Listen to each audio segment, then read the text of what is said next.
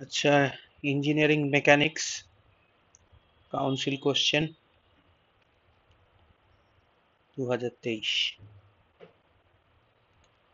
ফোর্সের কিছু প্রবলেম এখানে সলভ করব। আমরা এই 2 নম্বরের কোশ্চেনের বিটাকে সলভ করব। এই কোশ্চেনটার ফার্স্ট পার্টটা অ্যাটেন্ড করা যাবে কারণ ফ্যারিগনস থিওরেম আছে আর বলেছে এক্সপ্লেন বোজ নোটেশন। তো দুটো থিওরিটিক্যাল কোশ্চেন, সহজ কোশ্চেন, সুতরাং 2 নম্বর কোশ্চেনটা আমরা আজকে করব, যেটা মোস্টলি রিলেটেড টু ফোর্স। এখানে কি বলছে? এখানে বলছে two forces of magnitude 2p and p act on a particle. If the first force be doubled and the second force is increased by 12 kilonewton, the direction of their resultant remains unaltered. Find the value of p. অর্থাৎ কিনা প্রথমে দুটো force কাজ করছে, একটা P, এটা 2p আর p, পরে 2pটা 4p হয়ে যাবে আর pটা p+12 হয়ে যাবে। তাদের ডাইরেকশন মানে ট্যান থিটাটা সেম থাকছে, তাহলে পিটা বের করতে বলেছে।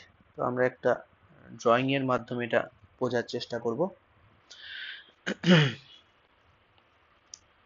প্রথমে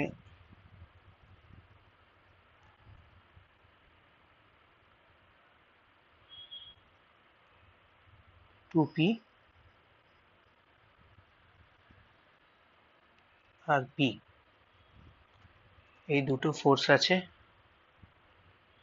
এটাকে যদি প্যারালোগ্রামটাকে যদি কমপ্লিট করা যেত তাহলে এটা এদের রেজাল্টেন্ট হতো। মনে করি এই অ্যাঙ্গেলটা আলফা এবং এই অ্যাঙ্গেলটা থিটা। এটা আমাদের কেস 1। সেকেন্ড কেসে কি হচ্ছে?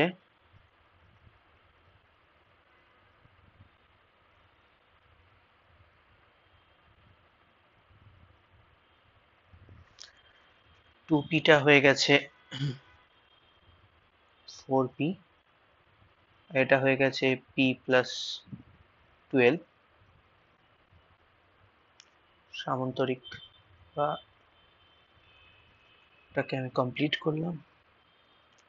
এটা হচ্ছে রেজাল্টেন্ট, এখানে এটা থিটা, এটা আলফা। ডাইরেকশন সেম আছে, শুধু আমাদের ফোর্সের ম্যাগনিটিউডটা চেঞ্জ হয়ে গেছে।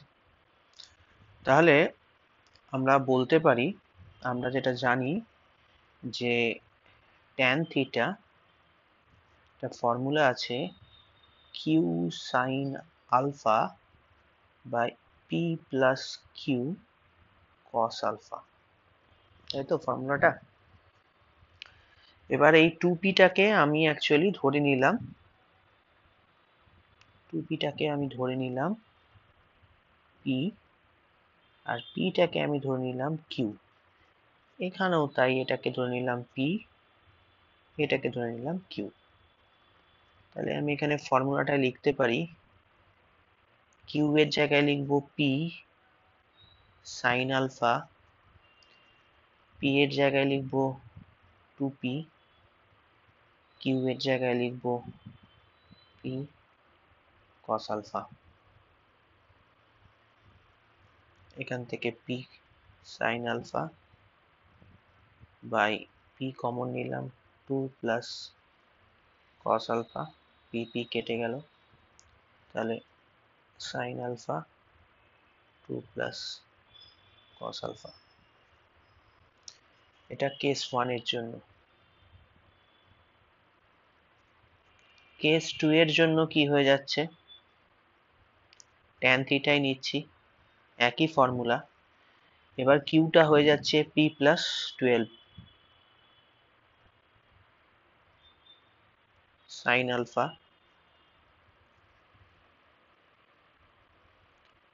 হয়ে যাচ্ছে 4p plus p plus 12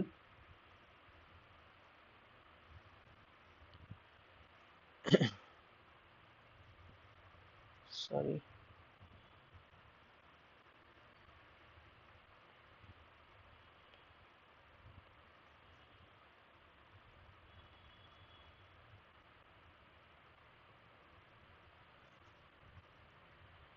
cos alpha, তাই তো?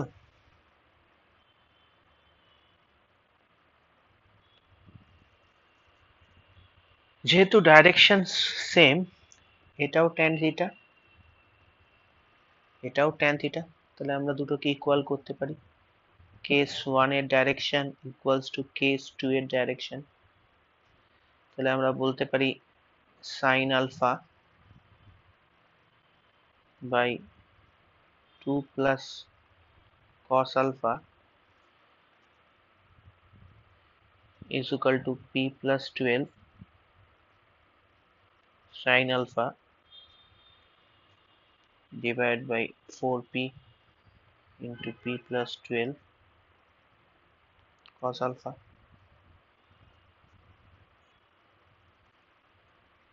sin alpha কেটে গেল,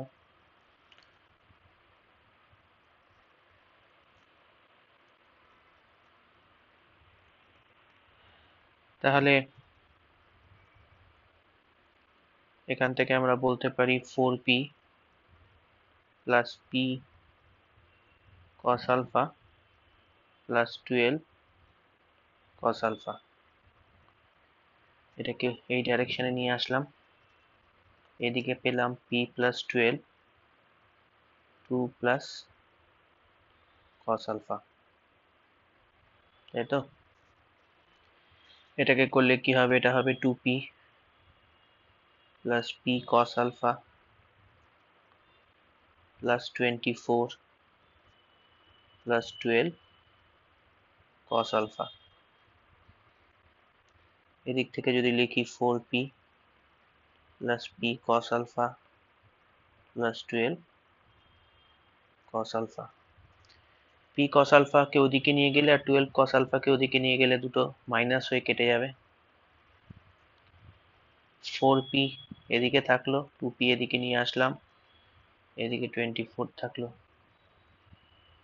তাহলে 2p is equal to 24 হলো, তাহলে p is equal to 12 হলো। এটাই হচ্ছে p এর ভ্যালু।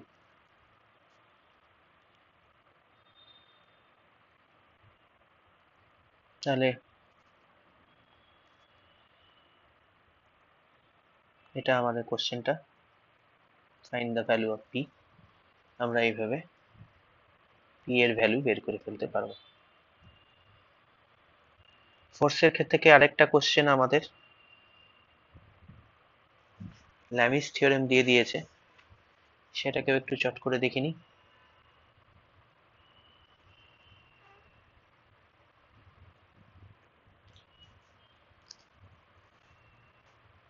এখানে কি আসছে?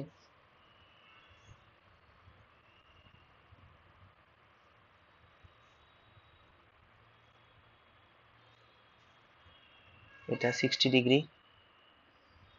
এটা 60 ডিগ্রি। এখানে কি বলেছে একটু অঙ্কটা দেখে নিই। ছবি দেওয়া আছে, বলেছে a weight of 2 kilonewton supported by two strings below, find the tension in the strings।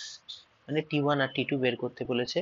নিচে যে W-টা দেওয়া আছে এটা অ্যাকচুয়ালি 2 কিলোনিউটন, আর এখানে দেওয়া আছে T1, এখানে দেওয়া আছে T2। এখানে আমি একটা হরাইজন্টাল লাইন টানলাম, তাহলে এটা 90 ডিগ্রি, এটাও 90 ডিগ্রি, এটা 60 ডিগ্রি, সরি এই অ্যাঙ্গেলটা হচ্ছে 45 ডিগ্রি, এই অ্যাঙ্গেলটা হচ্ছে 45 ডিগ্রি, 45 ডিগ্রি। তাহলে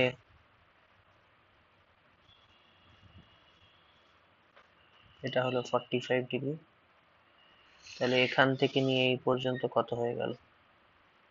150 ডিগ্রি। আর এখান থেকে নিয়ে এই পর্যন্ত কত হয়ে গেল 135 ডিগ্রি। তাহলে এটা 360 থেকে বাদ দিলে এটা হবে, বাকি দুটো বাদ দিলে হবে 75। কি করে না, 360 minus 150 plus 135 is equal to 75 degree, তাই তো?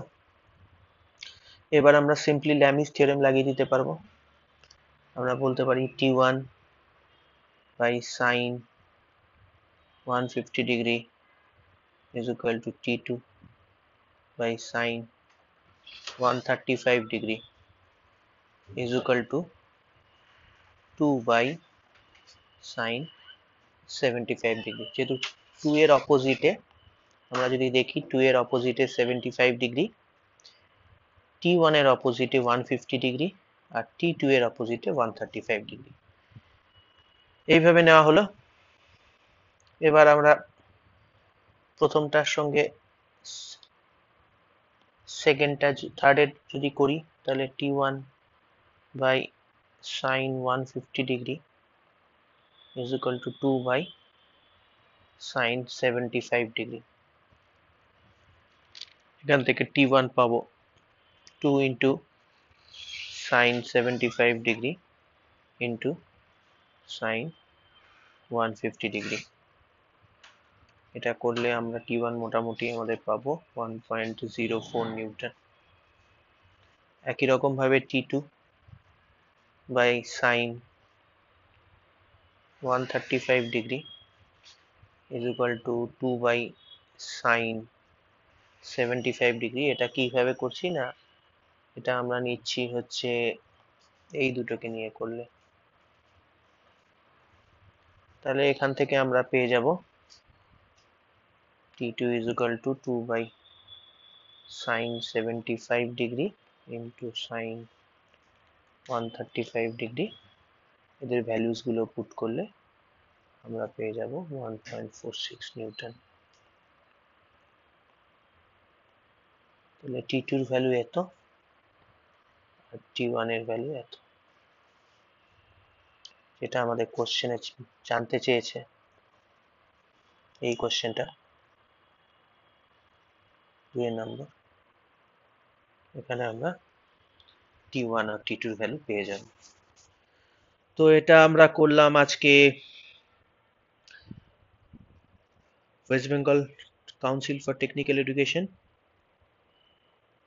এর জুলাই 2023-এর ইঞ্জিনিয়ারিং মেকানিক্সের ফোর্সের উপর যে প্রবলেমস গুলো এসেছিল সেইগুলো।